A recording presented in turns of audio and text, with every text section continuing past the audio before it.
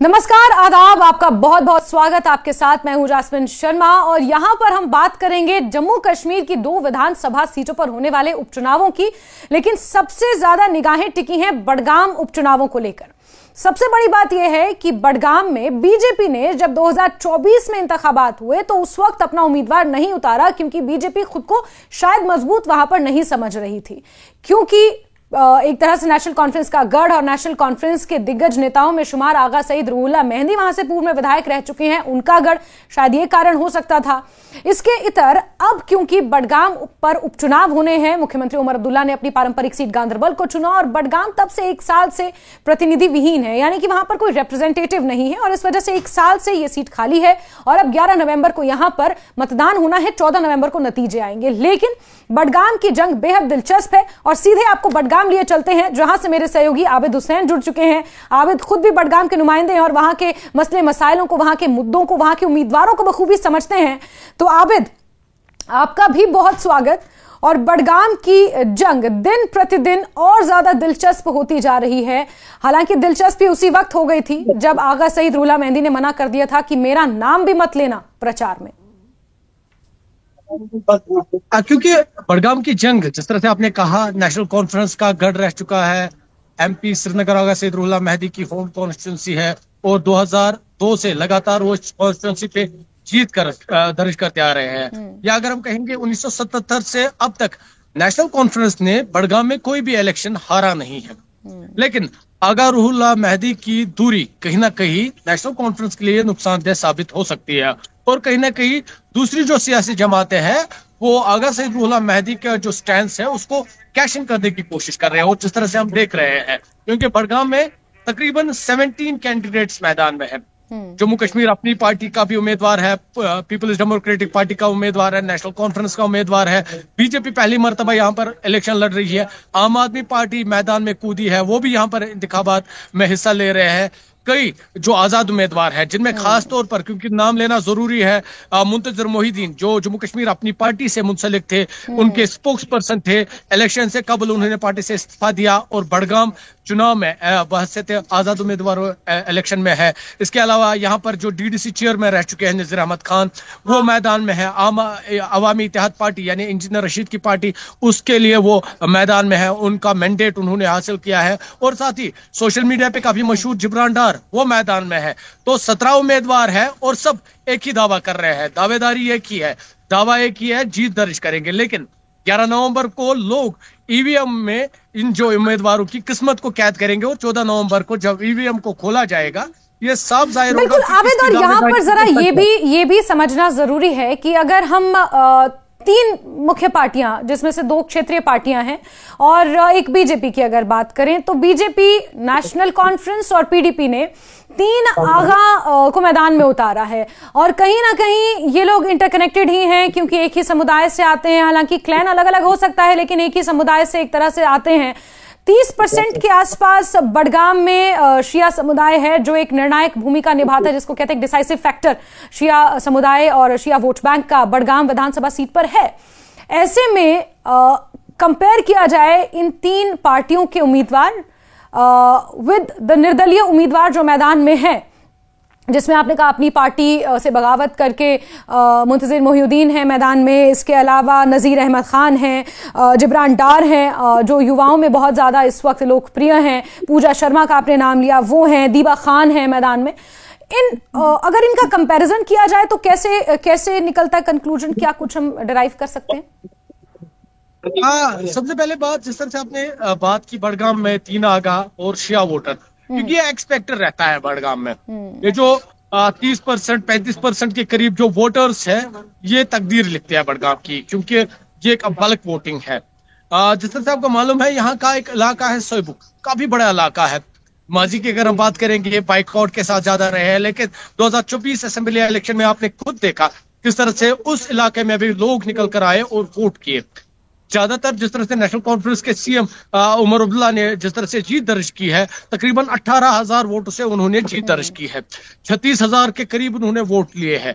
तो ये साफ दिखा रहा था किस तरह से लोग निकल कर आए और उन्होंने वोटिंग की। अब इस मर्तबा कहीं ना कहीं जो ये सियासी नुमाइंदे हैं, जो भी उम्मीदवार मैदान में है, 17 उम्मीदवार, कहीं ना कहीं वो मंत्र दिमाग में रखे हुए ये लोग मैदान में आएंगे और ज्यादा से ज्यादा जो वोट शेयर है उसको बिल्कुल। अच्छा आबिद, यहाँ पर एक और फैक्टर ये भी है कि जो पार्टी द्वारा बैक्ड हैं, जैसे बीजेपी का कैंडिडेट है या पीडीपी का कैंडिडेट है, नेशनल कॉन्फ्रेंस का कैंडिडेट है, उनके मुद्दे और जो ये निर्दलीय उम्मीदवार मैदान में हैं या किसी दूसरी पार्टी से मैदान में हैं, उनके मुद्दों में भी बहुत ज्यादा फर्क है।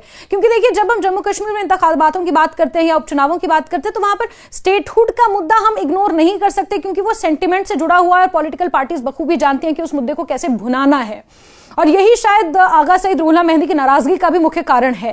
लेकिन ये जो निर्दलीय उम्मीदवार हैं या दूसरी छोटी क्षेत्रीय पार्टियों के उम्मीदवार हैं, ये बखूबी जानते हैं कि स्टेटहुड उनके बस की तो बात नहीं है, उसके लिए एक बहुत बड़ी लोकतांत्रिक प्रक्रिया है जिसे गुजरना होगा, और उसके लिए कोई ऐसी ही पार्टी आगे आ सकती है जो या तो सत्ता में हो या फिर एक निर्णायक भूमिका में हो लोकसभा में कम से कम।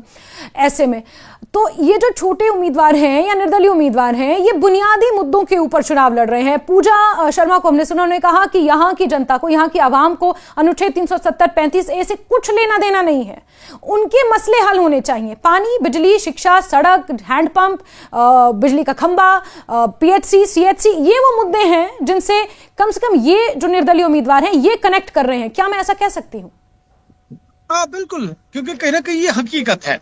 अभी जिस भी इलाके में जो भी तशहीरी मुहिम होती है, जिस भी पार्टी की तशहीरी मुहिम होती है, लोगों से वादे किए जाते हैं, बिजली, पानी, सड़क, बेहतर सेहत, एजुकेशन। तो कहीं ना कहीं ये मुद्दे हैं। अगर हम यहाँ पर बात करेंगे, क्योंकि नेशनल कॉन्फ्रेंस की हुकूमत है, वो पावर में है, वो अपने पूरे MLAs के साथ पूरी ताकत में है और लोगों को यकीन दिलाने की कोशिश कर रहे हैं। अगर लोगों का कोई मदावा है, लोगों का कोई खैर ख्वाह है, वो नेशनल कॉन्फ्रेंस है, क्योंकि नेशनल कॉन्फ्रेंस काम कर पाएगी, क्योंकि ताकत में है, वो काम करेगी। बेसिक मुद्दों को लेकर वो लोगों के बीच जाते हैं, वादे करते हैं। यही स्टैंड PDP का है। PDP जो ये 1 साल है बड़गाम रिप्रेजेंटेटिव लेस रहा है, इस 1 साल को निशाना बना रही है, नेशनल कॉन्फ्रेंस को निशाना बना रही है। इस नेशनल कॉन्फ्रेंस ने इस 1 साल में बड़गाम में क्या किया? चलो, उमर अब्दुल्ला ने इस्तीफा दिया, लेकिन उसके बाद बड़गाम को तनहा क्यों छोड़ा? PDP का ये स्टैंड है। इसके बाद जो दीगर जमाते हैं, चाहे बीजेपी को तो स्टैंड आपको पता ही है। बीजेपी क्लियरली बोल रही है जम्मू कश्मीर की तरक्की बीजेपी का हदफ है, और जहां भी बीजेपी का जो उम्मीदवार है या बीजेपी काडर अलग अलग इलाकों में जा रहे हैं, डोर टू डोर कैंपेन करने के लिए जा रहे हैं, अलग अलग तरीके से लोगों से यही वादा किया जाता है। उनकी जो भी डिमांड्स होगी, बेसिक फैसिलिटीज, इलेक्ट्रिसिटी को लेकर, बिजली को, पानी को लेकर, सड़कें, बेहतर सेहत, एजुकेशन, ये सब मुद्दों को लेकर वो वादे करते हैं।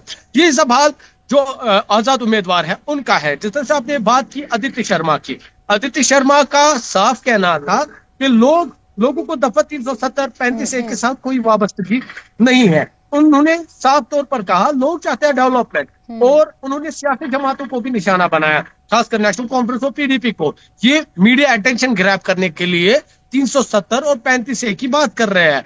दरअसल ये 370 और 35A की बात करना ही नहीं चाहते। आप मीडिया में ये सब बयानात दे रहे हैं, लेकिन जिस तरह से आपने कहा, बेसिक मुद्दे जो यहाँ पर है जिनके लेकर लोगों के बीच ये उम्मीदवार जाते हैं, वो सब बेसिक मुद्दे ही है। लोग अभी भी, क्योंकि मुख्तलिफ इलाके हैं जहां पर लोग चाहते हैं बेहतर इंफ्रास्ट्रक्चर हो। बिल्कुल आबिद, लेकिन देखो ये आबिद, क्या मैं कह सकते हैं कि बहुत आयरॉनिक है ये सिचुएशन यहाँ पर, क्योंकि अमूमन जब सत्ता में कोई एक पर्टिकुलर गवर्नमेंट होती है, जैसे जम्मू कश्मीर में नेशनल कॉन्फ्रेंस की है, और उस दौरान जब नगर निगम के चुनाव होते हैं या MC के चुनाव होते हैं या जब ये उपचुनाव होते हैं, तो हम ये देखते हैं कि सत्ताधारी दल की तरफ ही ज्यादा झुकाव होता है, यानी कि जो रूलिंग पार्टी है उसी की तरफ लोगों का ध्यान जाता है, और लोग ये मानते हैं, ये समझते हैं, जो लोग चुनावों को और इस लोकतांत्रिक प्रक्रिया को थोड़ा बहुत भी समझते हैं, उनका ये मानना होता है कि क्योंकि सरकार सत्ता में है, उनके काम आसानी से हो पाएंगे। इस वजह से वो इन छोटे चुनावों में सरकार की तरफ ही अपना रुख रखती है। तो क्या ये सिचुएशन हम नेशनल कॉन्फ्रेंस के साथ भी कह सकते हैं बड़गाम में है? क्योंकि नेशनल कॉन्फ्रेंस के साथ एक बड़ा फैक्टर है कि उमर अब्दुल्ला का बड़गाम को छोड़ना, और उसके चलते 1 साल तक लोगों के बीच उमर अब्दुल्ला को लेकर, नेशनल कॉन्फ्रेंस को लेकर नाराजगी का पनपना। क्या ये दोनों बातें एक साथ हो सकती हैं बड़गाम उपचुनावों में? देखिए, सही बात आपने कही। नेशनल कॉन्फ्रेंस को तो हुकूमत का एज है, पावर में है। कहीं ना कहीं लोग भी ये समझ रहे हैं कि नेशनल कॉन्फ्रेंस काम कर सकती है क्योंकि पावर में है, और कहीं ना कहीं जो आगा सईद रुल्ला मेहदी का स्टैंस है वो क्लियर है। लोग डेवलपमेंट के लिए लोगों ने वोट नहीं दिया, लोगों ने कुछ और मुद्दे को लेकर वोट किया था। लोगों ने स्टेटहुड, दफा 370 या जो 2019 की जो प्री पोजीशन थी उसकी बहाली के लिए वोट दिया। कहीं ना कहीं वो एक्सपेक्टर रह सकता है और वो देखने वाली बात होगी क्या आगा सईद रुल्ला मेहदी के जो सपोर्टर्स है क्या वो उस बात पर डटे रहेंगे या वो वोट करेंगे। अभी ये भी देखने वाली बात होगी क्योंकि उनका जो कार्डर है, उनका जो अपना वोट है वो शायद डिवाइड हो सकता है। अब उसको कैश इन कौन करेगा? क्या नेशनल कॉन्फ्रेंस के पास वो जाएंगे, क्या वो पीडीपी के पास जाएंगे या उनके पास कोई और ऑप्शन है? तो ये देखने वाली बात होगी क्योंकि नेशनल कॉन्फ्रेंस का जो लीडर है आगा सईद रुल्ला मेहदी 2002 से वो लगातार इस कॉन्स्टिट्यूंसी में जीत दर्ज करते आ रहे हैं और उनका इलेक्शन से पहले ऐलान किया कैंपेनिंग नहीं करेंगे और टिल डेट वो उन्होंने बात ही नहीं किया असेंबली इलेक्शन की और उसके बावजूद वो नेशनल कॉन्फ्रेंस की जो टॉप लीडरशिप है उस पर सवाल खड़े कर रही है। तो कहीं ना कहीं जो उनके वोटर्स है, उनके जो अपने जो सपोर्टर्स है, कहीं ना कहीं वो पीछे हो सकते हैं या कहीं ना कहीं वो जो आगा सईद रुल्ला मेहदी की एनसी की जानिब से नाराजगी है, कहीं ना कहीं वो लोग भी वो नाराजगी को बरकरार रख सकते हैं। और अगर ऐसा हुआ तो थोड़ा सा मुझे लगता है नेशनल कॉन्फ्रेंस को ये नुकसान दे। आबिद, नेशनल कॉन्फ्रेंस का ये लॉस किसके लिए गेन बन सकता है? पीडीपी के लिए, निर्दलीय उम्मीदवारों के लिए या फिर बीजेपी के लिए?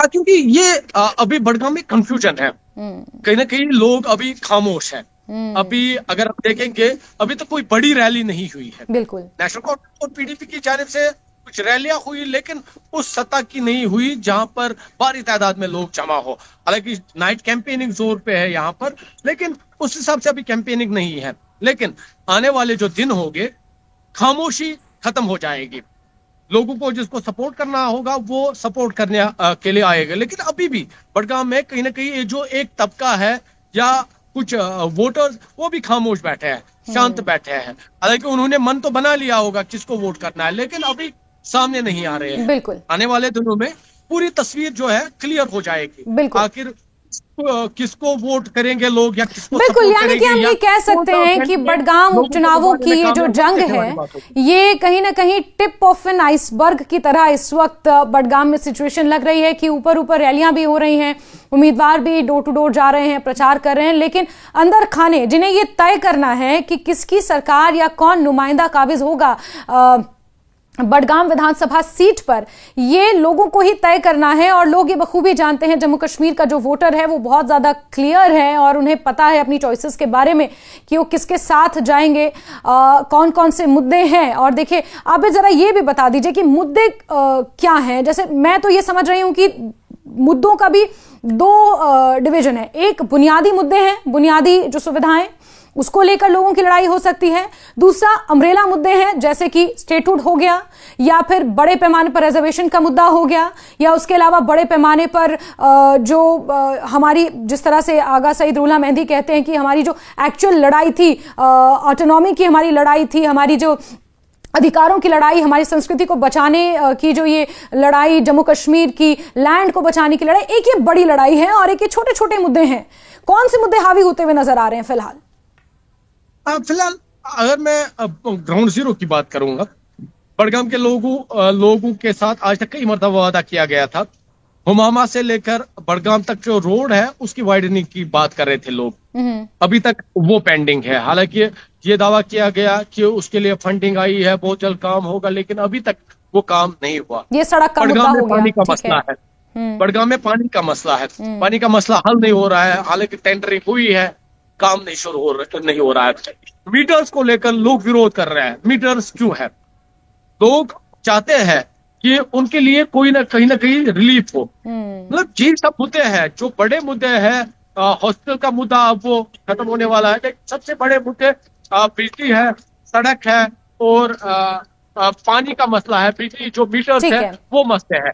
और जो पार्टी लोगों को यकीन दिलाने में कामयाब होती है कि वो मुद्दे खत्म किए जाएंगे, लोगों को जो चाहिए वो पूरा किया जाएगा। ठीक है, यानी आबिद, बड़गाम की जनता समझदार है, बड़गाम की जनता ये जानती है कि ये बुनियादी मुद्दे हैं, कौन सी पार्टियां हैं या कौन सी पार्टी है जो इन मुद्दों को हल कर सकती है, कौन सी पार्टी है, किसके पास ये ताकत है कि बडगाम की जनता की आवाज, जिन्होंने 2024 के इंतखाबातों में बढ़ चढ़कर हिस्सा लिया ये सोच के कि मुख्यमंत्री उमर अब्दुल्ला उनके नुमाइंदे हो सकते हैं, और ऐसे में अब क्या नेशनल कॉन्फ्रेंस इसी आधार पर उन लोगों की उम्मीदों पर खरा उतर पाएगी? बीजेपी जो बडगाम चुनाव पहली बार इस तरह से लड़ रही है, मेन चुनाव उन्होंने नहीं लड़ा लेकिन उपचुनाव लड़ रही है, क्या लोगों का भरोसा जीत पाने में सफल हो पाएगी, या फिर पीडीपी अपनी खोई हुई जमीन को वापस हथियाने की जो कोशिश में लगी है वो कर पाएगी, या फिर निर्दलीय उम्मीदवारों पर बडगाम की जनता दांव खेलेगी? ये तो 14 नवंबर को ही पता चलेगा और 11 नवंबर को ईवीएम में कैद होगा, और तब तक हम और हमारे नुमाइंदे आप तक किसी तरह से जानकारियां पहुंचाते रहेंगे। बडगाम उपचुनावों की जंग बेहद दिलचस्प है, इंतजार 11 नवंबर तक करना है और उसके बाद फिर एग्जिट पोल और फिर 14 नवंबर को नतीजे सामने आ जाएंगे। और आबिद, इसी के साथ आप भी नजर बनाते रहिए ग्राउंड जीरो से क्या कुछ अपडेट, क्या हलचल मिल रही है दर्शकों तक पहुंचाते रहिए। फिलहाल के लिए आबिद आपका भी बहुत शुक्रिया। और उपचुनावों की ये जंग है और जम्मू कश्मीर जैसा राज्य जो अपने आप में बेहद दिलचस्प है और दुनिया भर में चर्चा का विषय हमेशा से रहा है, और ऐसे में यहां पर बडगाम उपचुनावों को लेकर क्या हलचल हुई उसके बारे में हमने आपको बताया। आगे भी तमाम खबरें आप तक यूं ही पहुंचाते रहेंगे। मुझे फिलहाल दीजिए इजाजत। आदाब, नमस्कार।